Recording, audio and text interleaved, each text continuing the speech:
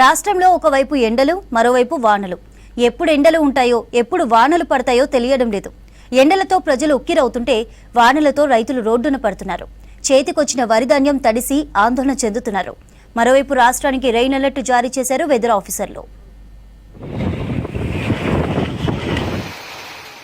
రాష్ట్రంలో కొన్ని రోజులుగా డిఫరెంట్ వెదర్ కంటిన్యూ అవుతోంది. మధ్యాహ్నం వరకు దంచికొట్టాయి ఎండలు.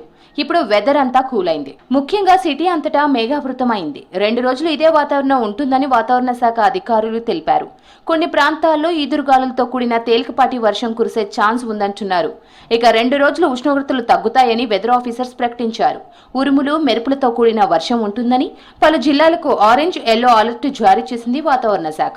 ఈ రోజు రేపు కూడా కొంచెం చల్లటి వాతావరణం అనేది ఉండే అవకాశం అయితే కనిపిస్తుంది. క్రమేపీ ఎండ తీవ్రత కూడా సాధారణ స్థాయిలో కొనసాగినప్పటికీ కూడా రానున్న 29 నుంచి మళ్ళీ యథావిధిగా గణనీయంగా పెరిగే అవకాశం కష్టంగా కనిపిస్తుంది. బంగాళాఖాతంలో కొనసాగుతున్న ఉపరితల ద్రోణి ప్రభావంతో రాత్రి నుంచి పలు జిల్లాల్లో ఈదురుగాలులు, ఉరుములు, మెరుపులతో కూడిన వానలు పడుతున్నాయి. దీంతో ప్రధానంగా చేతికొచ్చిన పంటలు తీవ్రంగా నష్టపోతున్నాయి. నిజామాబాద్ జిల్లా బాల్కొండ నియోజకవర్గంలో రాత్రి ఈదురుగాలులతో కూడిన వర్షం పడింది. భీమ్గల్, వేల్పూర్ మండలాల్లోని పలు గ్రామాల్లో కల్లాల్లో పోసిన ధాన్యం మొత్తం తడిసిపోయింది. ధాన్యాన్ని కాపాడుకోవడానికి కవర్లు కప్పారు. కానీ అవి ఈదురుగాలులకు ఎగిరిపోయి వరి ధాన్యం తడిసిపోయింది. నిజామాబాద్ నగరంలో రాత్రి కురిసిన భారీ వర్షానికి మార్కెట్ యార్డ్లోని వరి ధాన్యం కొట్టుకుపోయింది.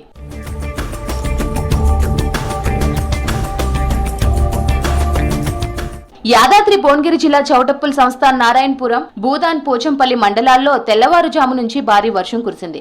ఐకేపీ సెంటర్లలో, వ్యవసాయ మార్కెట్లలో ఆరబోసిన వరి ధాన్యం తడిసిపోయింది. దీంతో రైతులు తీవ్ర ఆవేదన వ్యక్తం చేస్తున్నారు. తమను ప్రభుత్వమే ఆదుకోవాలని కోరుతున్నారు.